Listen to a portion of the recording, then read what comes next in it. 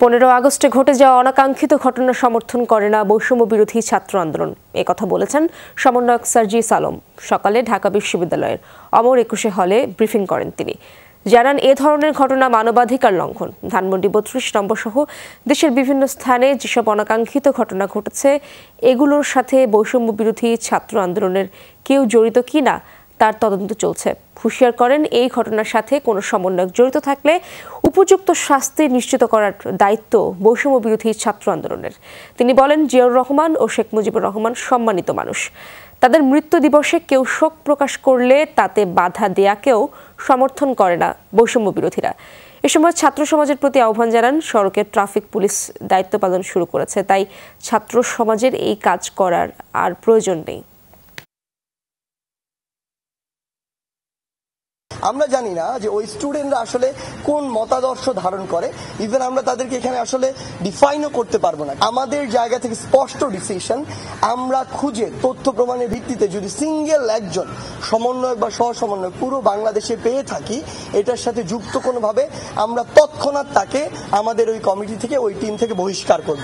এটা আমাদের প্রথম ডিসিশন। তারা যে কাজটি করেছে, মানে একজন মানুষকে বিবস্ত্র করা থেকে শুরু করে গায়ে হাত তোলা, এগুলো কোনোদিন আইনসঙ্গত নয়। সেই জায়গা থেকে তাদের আইনগত ব্যবস্থা নেওয়ার জন্য যা করার প্রয়োজন, একটি প্রেসার গ্রুপ হিসেবে বৈষম্য বিরোধী ছাত্র আন্দোলন সেই কাজটি করবে। খামেরা তো দাগ হয় কিভাবে? এই যে ভাবি, দাগও যাবে রাগও যাবে। নিন চাকা সুপার হোয়াইট। সমন্বয়ক সার্জিসের আহ্বানের পর রাজপথে বৈষম্য বিরোধী ছাত্র আন্দোলনের শিক্ষার্থীরা রয়েছেন কিনা সে খোঁজ খবর রাখছেন আমার সহকর্মী লাভলি বিথি। তিনি রয়েছেন রাজধানীর সায়েন্স ল্যাবের সিটি কলেজ এলাকায়, সরাসরি যুক্ত হচ্ছি তার সাথে। বিথি, কেমন দেখছেন রাস্তার পরিস্থিতি এবং এখনো কি ট্রাফিক পুলিশের সাথে কাজ করে যাচ্ছেন কিনা সাধারণ শিক্ষার্থীরা?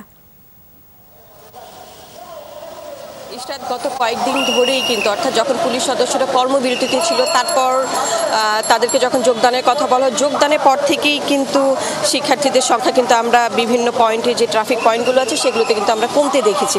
তবে একদম কমে গেছে বা চলে গেছে সেটাও কিন্তু বলা যাবে না। তার কারণ আজকে আমি বাংলা মোটর থেকে সায়েন্স ল্যাবে আসতে আসতে বেশ কিছু পয়েন্ট ঘুরলাম, রাস্তা দিয়ে ঘুরলাম, সেখানে শিক্ষার্থীদের উপস্থিতি তেমন ছিল না। তবে সায়েন্স সিটি কলেজের সামনে কিন্তু বেশ কিছু শিক্ষার্থী আপনারা দেখতে পাচ্ছেন, তারা কিন্তু ট্রাফিক নিয়ন্ত্রণের জন্য, যানবাহন নিয়ন্ত্রণের জন্য কিন্তু রাস্তায় দাঁড়িয়ে আছেন। এখন প্রচণ্ড বৃষ্টি পড়ছে, আর বৃষ্টির সময় কিন্তু যানবাহন বা ট্রাফিক কিন্তু মেনটেন করাটা একটু কঠিন হয়ে যায়। তারপরেও তারা বৃষ্টিতে ভিজে এই কাজগুলো করছেন। আর এই এরিয়াতে কিন্তু আমি বিজিবির একটি গাড়ি এবং পুলিশের একটি গাড়ি কিন্তু দেখেছি, অর্থাৎ এই এরিয়াতেও টহল আছে, তারা ঘুরে ফিরে এই এরিয়াগুলোতে টহল দিচ্ছেন এবং তার পাশাপাশি এই শিক্ষার্থীরা কাজ করছেন। অর্থাৎ 5 আগস্টে সরকার পতনের পর থেকে কিন্তু বেশ কয়েকদিন কিন্তু রাস্তাঘাটে কিন্তু বেশ বিশৃঙ্খলা ছিল, একদম সুনিয়ন্ত্রণহীন ছিল। তারপর কিন্তু শিক্ষার্থীরা কিন্তু সড়কের শৃঙ্খলা ফেরানোর জন্য কিন্তু শিক্ষার্থীরা ঢাকা সহ সারা দেশেই কিন্তু নেমেছিল এবং তাদের এই কর্মকাণ্ড আসলে, যেহেতু স্কুল থেকে শুরু করে বিশ্ববিদ্যালয় পর্যন্ত শিক্ষার্থীরাও ছিল, তাদের এই কর্মকাণ্ড প্রশংসিত হয়েছে। যেহেতু তাদের মধ্যে অভিজ্ঞতা একটু কম, সেই কারণে একটু সমালোচনা ছিল, কিন্তু ওভারঅল কিন্তু তাদের যে কাজের প্রশংসা কিন্তু সবাই করেছেন।